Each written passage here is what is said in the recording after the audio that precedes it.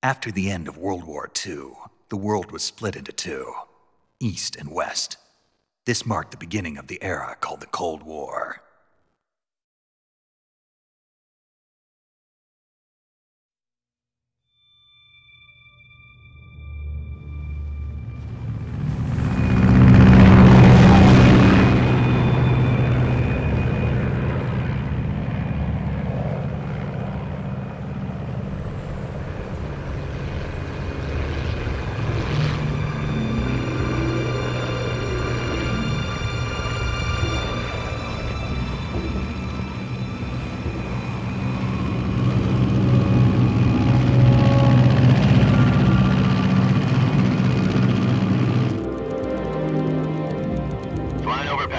Altitude 30,000 feet. Approaching Soviet airspace. 20 minutes to drop off. Commencing internal depressurization. Equipment check. Arm main parachute. All right. You ready to go? Drop zone still showing a high pressure mass. Cav okay. Good. We've got high visibility.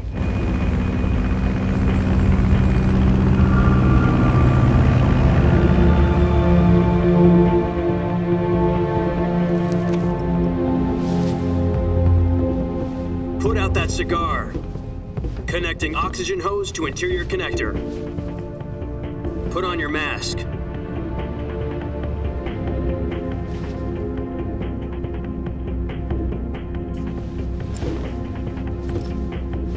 Does this panty waste know what he's doing? Approaching release point. 10 minutes to drop off. Hey, are you deaf? He said put out the cigar and put on your mask.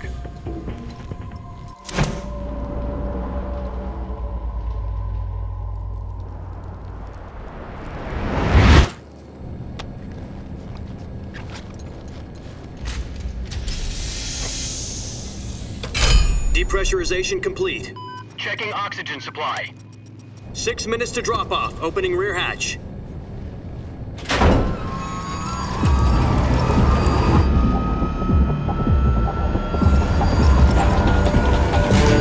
Sunrise.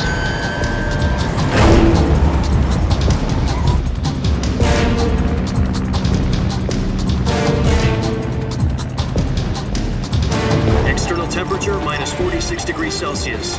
2 minutes to drop off. Stand up. You'll be falling at 130 miles per hour. Try not to get frostbite from the wind chill. 1 minute to drop off. Move to the rear. Activate bailout model. This is one for the history books. The world's first halo jump. 10 seconds to drop off. Stand by. Status okay. All green. Prepare for drop-off. Countdown. 5, 4, 3, 2, 1. Spread your wings And fly. God be with you.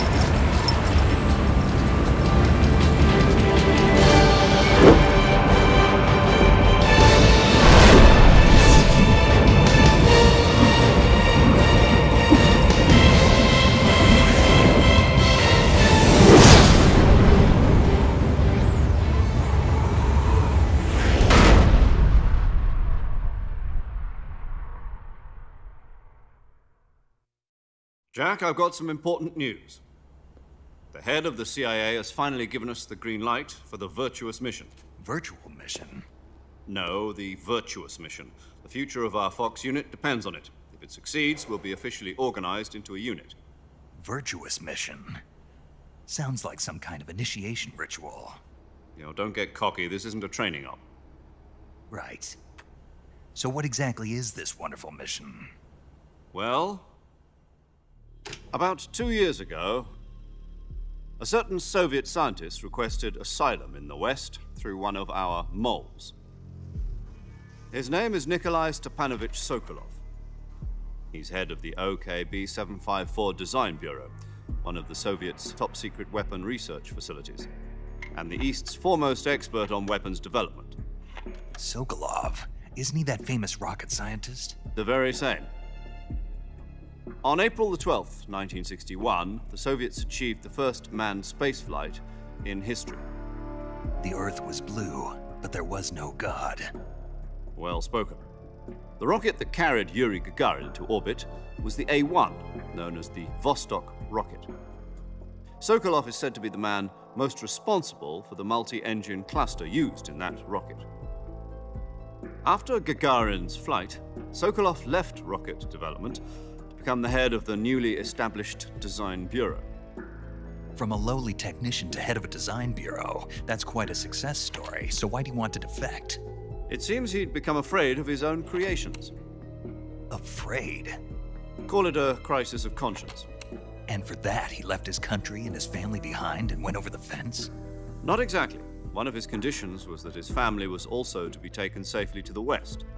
We used a mole to get the family out first and succeeded in sneaking Sokolov over the Berlin Wall shortly afterwards. I was the one who conducted the operation. The security on the eastern side was still full of holes back then. Then what? We got Sokolov over in one piece, but the whole ordeal had left him exhausted, and we checked him into a hospital in West Berlin. It took him 2 weeks and more than 600 miles to get from the research facility in the Soviet Union to Berlin. He was in no condition to say anything coherent. And it was only a week later that we had something much bigger on our hands. The Cuban Missile Crisis. October the 16th, 1962, President Kennedy received word that the Soviets were in the process of deploying intermediate-range ballistic missiles in Cuba. The president demanded that the Soviets dismantle and remove the missiles. At the same time, he announced a naval blockade to prevent further missile shipments from reaching Cuba. But the Soviets didn't back down, instead placing their armed forces on secondary alert. Soviet transport ships carrying missiles continued on course towards Cuba. US and Soviet forces went on alert for an all-out nuclear war. Frantic negotiations were conducted through the UN's Emergency Security Council and unofficial channels to end the hair-trigger standoff. Finally, on October the 28th, the Soviet Union agreed to remove its missiles from Cuba, and so the world avoided a nuclear holocaust. But in order to get the Soviets to pull their missiles out, we had to make a deal. You mean the one where the US agreed to remove its IRBMs from Turkey? No. The Jupiter IRBMs deployed in Turkey were obsolete, and we were going to get rid of them anyway. They had no strategic value whatsoever to either the US or the Russians. The Turkey deal was a ruse, a cover story that was fed to the other intelligence agencies around the world. So what did the Russians really want? Sokolov. They wanted us to return Sokolov. You mean the Soviets pulled out of Cuba just to get their hands on Sokolov? That's right. What the hell was he working on? At the time, we had no idea. We were running out of time. It was either give up Sokolov or risk full-scale nuclear war. In the end, we had no choice.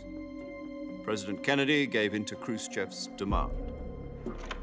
The next day, I got Sokolov out of the hospital, handing him over to agents on the eastern side. Sokolov kept on screaming, "Save me," until he disappeared from my sight. Then a month ago, we received some new information from one of our moles. About Sokolov? Yes. He was taken back to the research facility and forced to continue working on the weapon in question under KGB supervision. What's more, it's on the verge of completion. So what kind of weapon is it? Something to do with space rockets? No, missiles. Same technology. I guess you're right. We don't know the details, but it appears to be a new kind of nuclear device. For half a year now, the Soviets have been conducting frequent nuclear tests at Semipalatinsk. Something to do with the weapon, I assume. We're talking about a secret weapon so big that Khrushchev was ready to pull out of Cuba to get it back. Is Sokolov still in the facility? No. According to our intelligence, he's in Selinoyarsk, a place in the mountains about 3 miles to the west that's known as the Virgin Cliffs. The Virgin Cliffs. Nice name for a virtuous mission. They moved him there just recently. Why? Apparently, they're conducting a field test of the weapon, but it's our best chance to get him back. This mission would never have been possible if he was still in the research facility. This is our last chance. Sokolov must have known that too when he contacted us.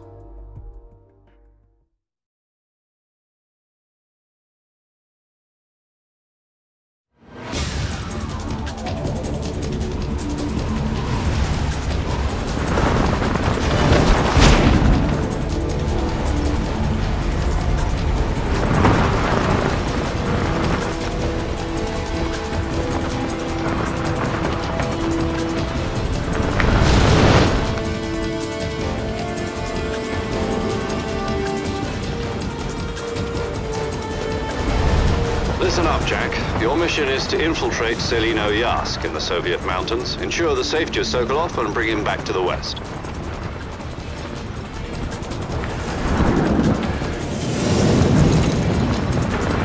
If we don't get Sokolov back before that weapon is complete, we'll be facing a major crisis. The clock is ticking.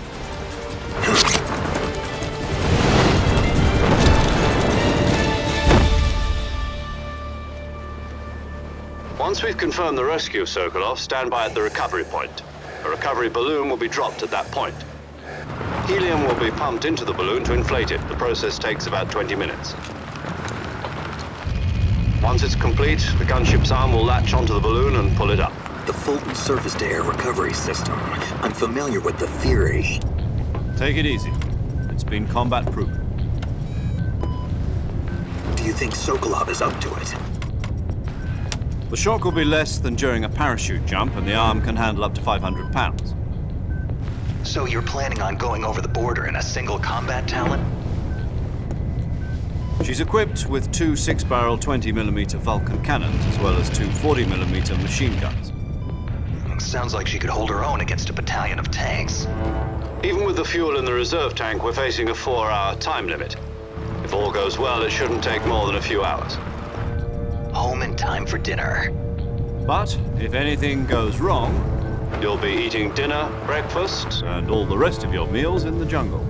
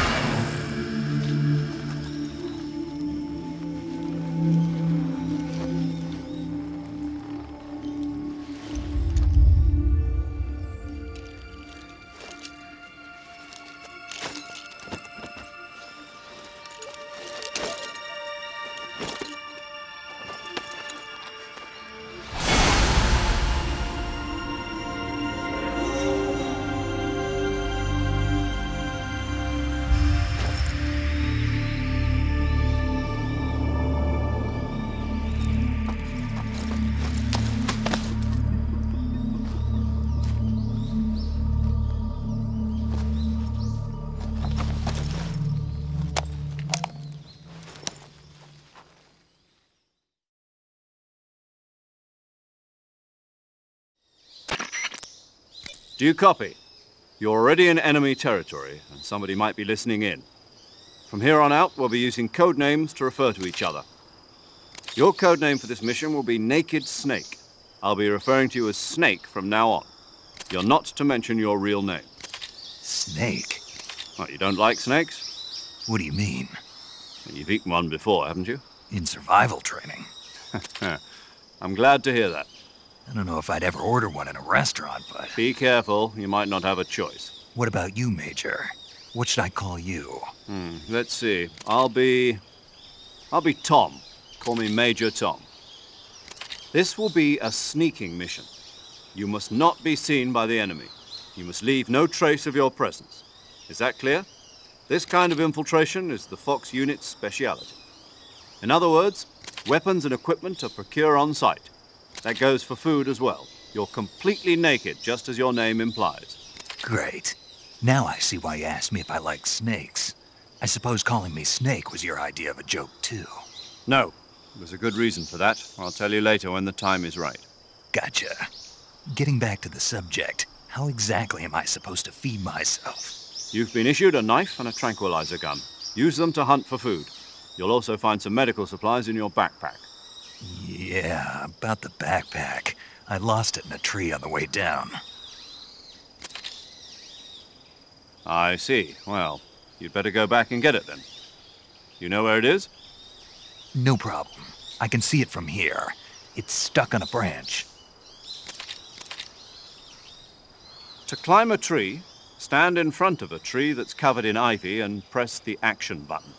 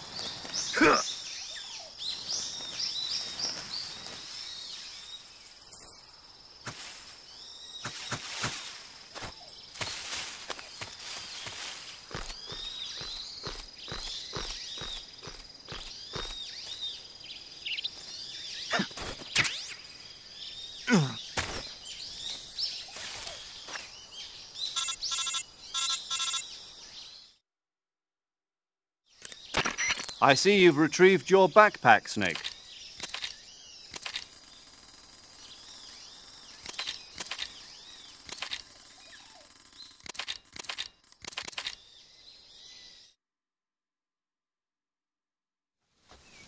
Snake, try to remember some of the basics of CQC.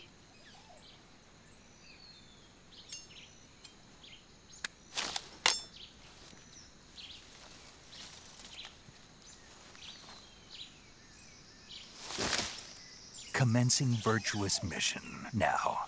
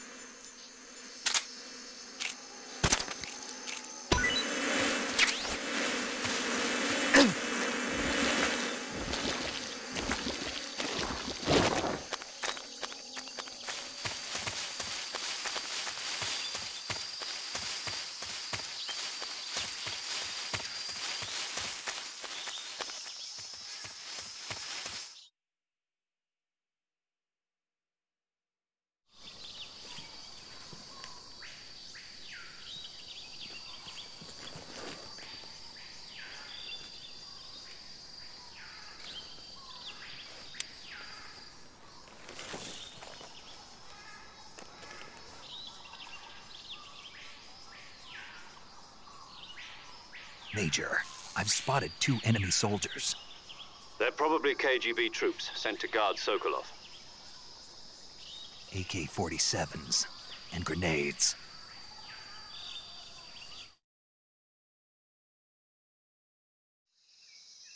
Snake, your presence in Soviet territory is already a violation of international law.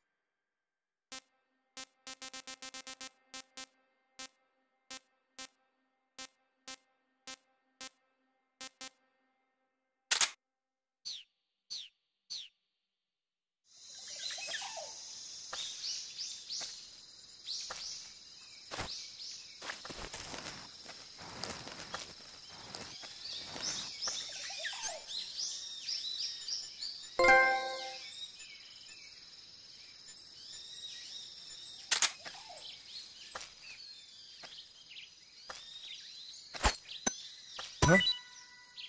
What's that sound?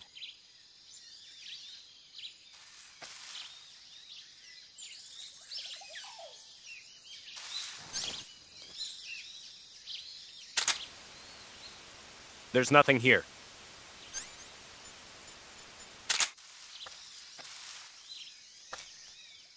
Huh?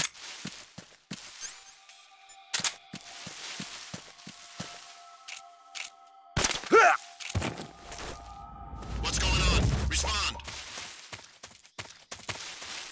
There's something wrong. Support unit, confirm their status.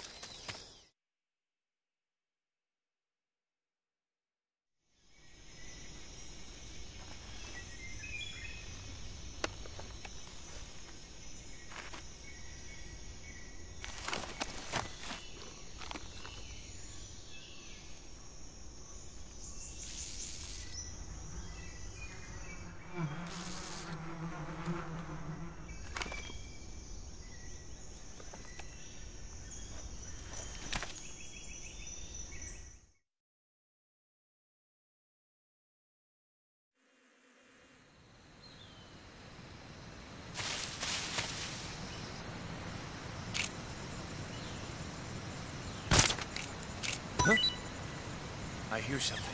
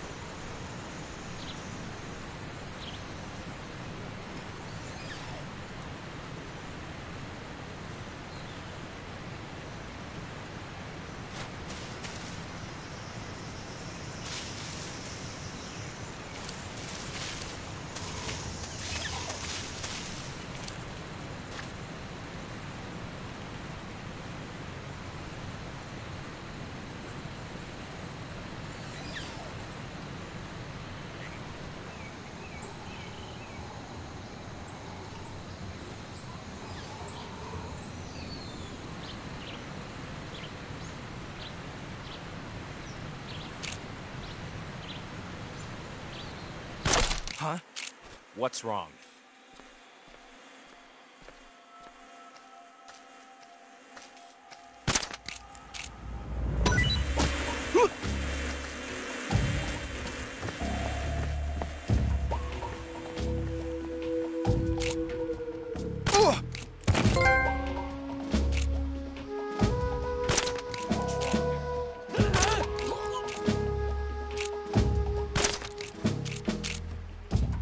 What's wrong?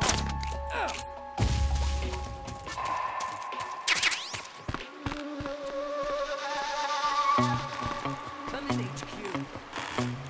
This is HQ. Control here. The enemy is attacking from an unknown position. Begin the alert status. Acknowledged. Sending reinforcements. Use extra caution.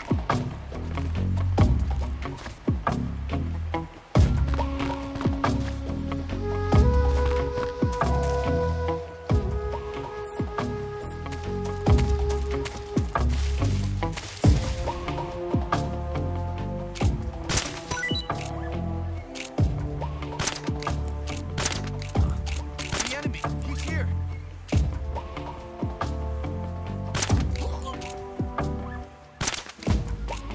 Where'd he go?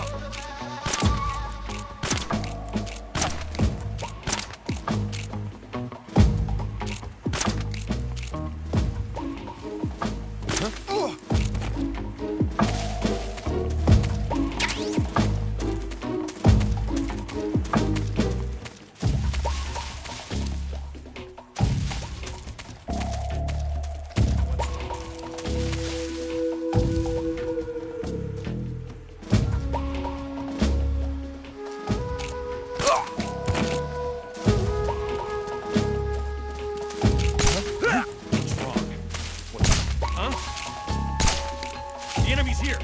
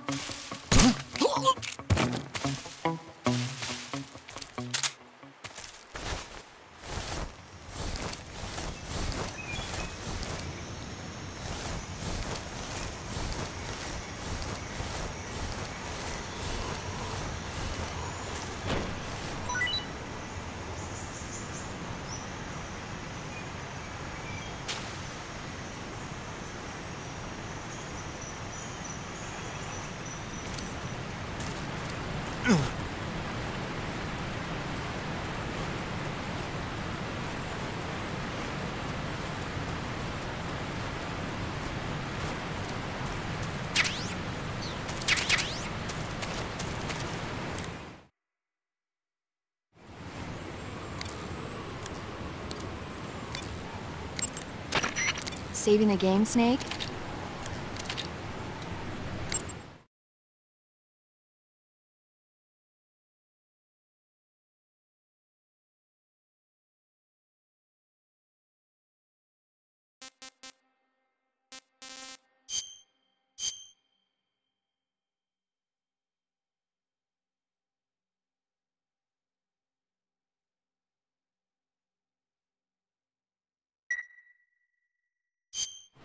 Hey, Snake, you have